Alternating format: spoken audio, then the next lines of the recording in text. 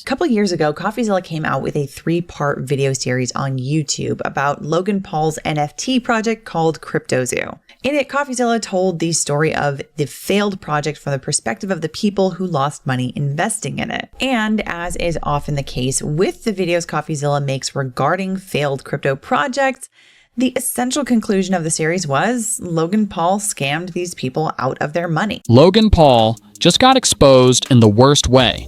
Forget the polished apologies and influencer PR. Leaked text messages now show a side of him that's bitter, calculated, and ready to burn anyone who dares speak out against him. And if you thought the CryptoZoo disaster was already a mess, just wait until you hear what's been happening behind closed doors. Let's go back to where it all started. In 2022, Logan launched a project called CryptoZoo. It was supposed to be a new kind of NFT-based game. You'd buy virtual eggs, hatch them into animals, trade them, and somehow make money while having fun. That was the dream he sold to millions of followers. It had hype, it had marketing, it had Logan Paul's name all over it. But when launch day came, it was a total disaster. Eggs didn't hatch. The game barely worked. Investors were confused. Some people put in thousands of dollars and got nothing but broken promises. There were delays, excuses, silence, and worst of all, Logan bailed, just disappeared from the project and pivoted to his next big thing, 99 originals. He traveled the world, took artsy Polaroids, turned them into NFTs, and sold them for tens of thousands of dollars each. Meanwhile, CryptoZoo holders were left hanging. No updates, no refunds, no accountability. Then an investigation dropped, and it exposed everything. From shady developers who allegedly siphoned off millions, to bizarre internal drama, to behind-the-scenes manipulation, was all out in the open. But the videos also made one thing clear. Logan was the face of CryptoZoo. He was the one promoting it like the next revolution in blockchain gaming. And while other people may have been involved in the shady stuff, Logan's name was what got most people to buy in. Now, you'd think a guy in his position would issue a real apology, maybe offer refunds, try to fix things, and for a moment, it looked like that might actually happen. Logan even went on record thanking the person who exposed the scandal. He admitted to mishandling the project. He said he put his trust in the wrong people and wanted to do better. At that point, it felt like he was trying to make things right. But that was short-lived. Soon after, he filed a defamation lawsuit. His tune changed completely. He wasn't the humbled creator anymore. He was angry. He was litigious. He claimed the videos painted him as a criminal, a scammer, someone who acted in bad faith. And now, he wanted payback. What happened next blew everything wide open. Private messages from Logan were leaked, and these weren't angry-in-the-moment texts. These were full-blown confessions of his intent to go nuclear on the people who exposed him. In one of the messages, he writes, "Lawyering up, suing this guy into the ground. Everyone will see. There's a price to pay." Another one says, "Zilla will pay one way or another. Make sure of it." Let that sink in. This wasn't about protecting his name. This was revenge. Logan wanted to humiliate, bankrupt, and silence anyone who spoke negatively about CryptoZoo or him. He wasn't just trying to clear his reputation. He was trying to destroy someone. And it gets darker. In another message, when a friend tried to calm him down, telling him he's rich and shouldn't waste energy on this, Logan snapped back, "I'm a petty billionaire." That says it all. He wasn't doing this out of necessity. He was doing it because he could. Because dragging someone through the legal system, costing them time, money, and stress, was something he saw as entertainment. He even bragged about how his legal team could bury his critics in paperwork, that they drained their wallets, and that by making their lives miserable, others would learn not to come for him again. It's the definition of weaponizing wealth and power. And this lawsuit, it might not even be about defamation at all. There's a theory, and it makes a lot of sense, that Logan filed this case as a strategic move. Why? Because he's also being sued in a separate class action lawsuit over CryptoZoo by actual investors who lost money. And if he could use the defamation case to gather evidence, like private messages, audio recordings, or internal docs, It could help him prepare his defense in the bigger lawsuit. It's a legal chess game.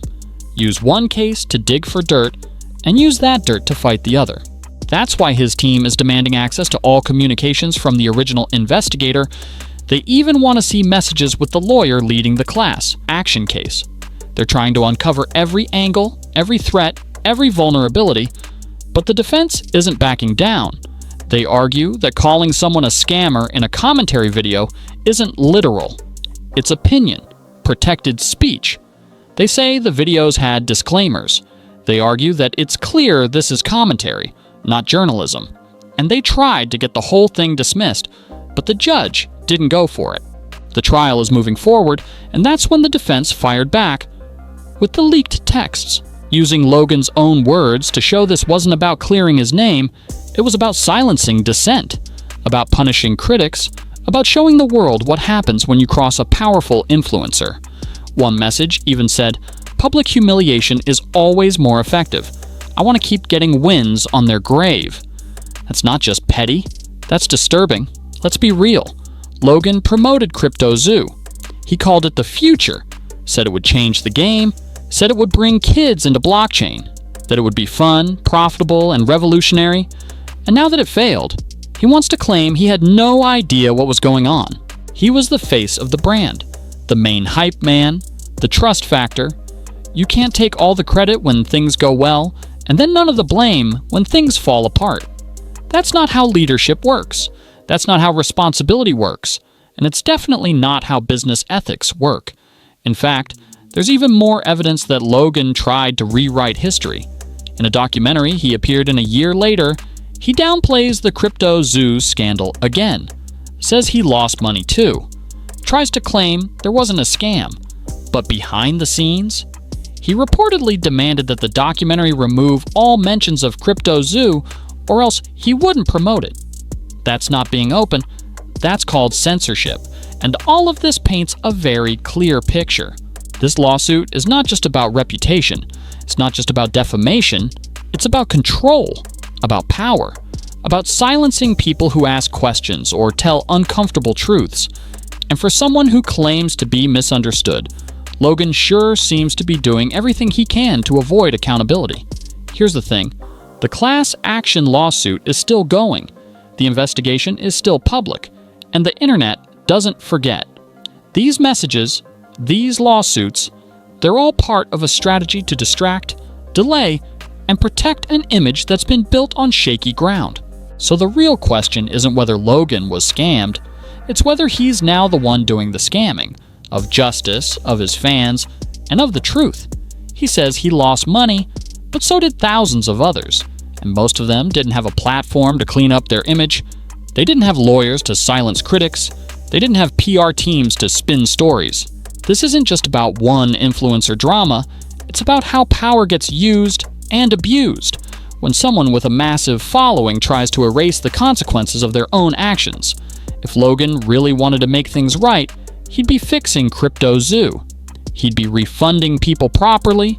He'd be rebuilding trust, not suing people into silence. But maybe that was never the plan. Maybe the goal was never to fix anything, just to win. Win in court, win in headlines, win in public perception, even if it meant bullying his way there. And if these messages are any indication, Logan Paul might not be the clueless entrepreneur he claims to be. He might just be the villain of his own story. But let's take a step back and think about what this all really means. Because this isn't just about Logan Paul, this is about what happens when influencers, people with massive audiences, powerful platforms, and virtually unlimited resources, start treating the legal system like a weapon. When lawsuits become less about justice and more about intimidation. When silence is bought or forced instead of earned through transparency and accountability. It creates a chilling effect. Smaller creators, journalists, or even fans who speak out might start second-guessing themselves. Will I get sued? Will I be dragged through court for telling the truth? That fear doesn't just silence bad press, it crushes meaningful conversation and real accountability. And when that happens, the people who suffer most aren't the influencers, it's the everyday people who trusted them. So if Logan really wants to change the narrative, he has a choice. He can double down on lawsuits, threats, and behind-the-scenes damage control, or he can actually step up, address the failures, refund the victims, rebuild the trust he shattered. Until then, the internet will keep asking, was CryptoZoo just a failure? Or was it something much worse?